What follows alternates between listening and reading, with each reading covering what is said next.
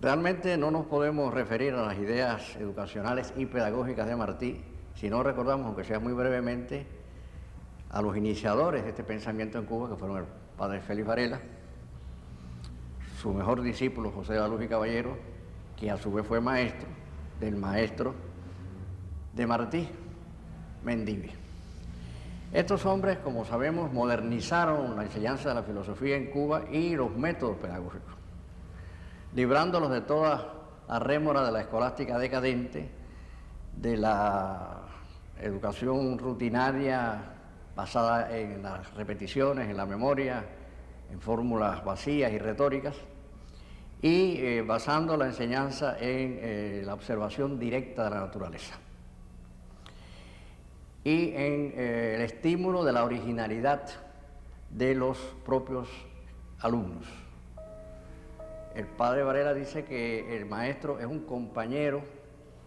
del estudiante que estudia con él y que aprende a estudiar y aprende a enseñar junto con él.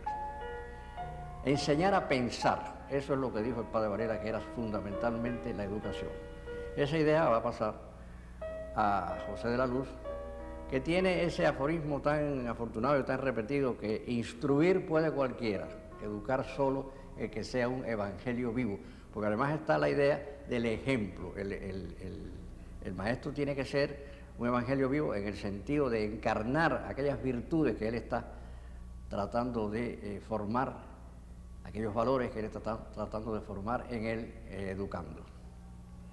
Y así pasa esta corriente hasta Martí, a través de su maestro Mendívil, en cuyo colegio él estuvo realmente como una especie de hijo espiritual de este poeta y patriota. Pero además hay otra fuente que podemos señalar importante que provocó el pensamiento educacional y pedagógico de Martí, que fue la crítica, por una parte, de la escuela que él había conocido en Cuba, no desde luego en el colegio de Mendívil, que ya estaba a la altura de estos principios, pero la escuela que generalmente existía en Cuba y en Hispanoamérica, que era una educación muy atrasada, ajena a la ciencia,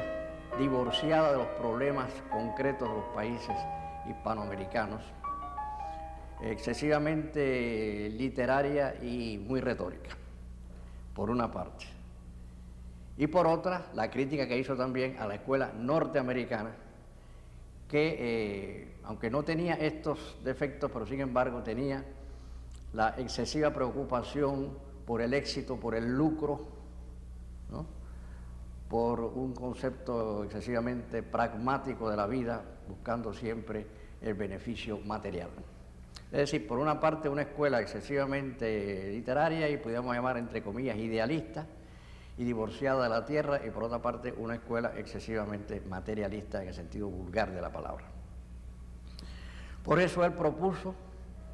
una escuela científica para rectificar el error hispanoamericano de haberse quedado al margen de la modernidad. Una escuela científica, dijo él, desde la primaria hasta la universidad. Y por otra parte, una escuela que se interesara fundamentalmente, como ya habían dicho Varela y Luz, por la formación ética del hombre y del ciudadano. Estos son los dos pilares de las ideas educacionales de Martí, a los cuales hay que añadir, desde el punto de vista del método pedagógico, su preferencia por el que podamos llamar método socrático o conversacional. O sea, la idea de que la educación no debe servir solo para formar dentro de determinadas carreras que van a servir para ganarse la vida, sino sobre todo, por encima de todo, sembrar hombres, como dijo también de José de la Luz, o sea, formar hombres éticamente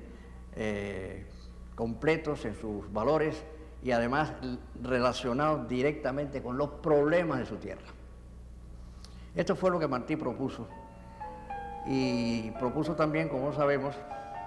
algo que no está en ninguno de los maestros anteriores, pero que sí apareció en alguna forma en los talleres educacionales que fundó en los Estados Unidos Peter Cooper, que fue un filántropo a quien Martí también estimó mucho, y que fue la combinación del estudio con el trabajo, cosa que la revolución ha hecho posible prácticamente desde los comienzos del triunfo revolucionario.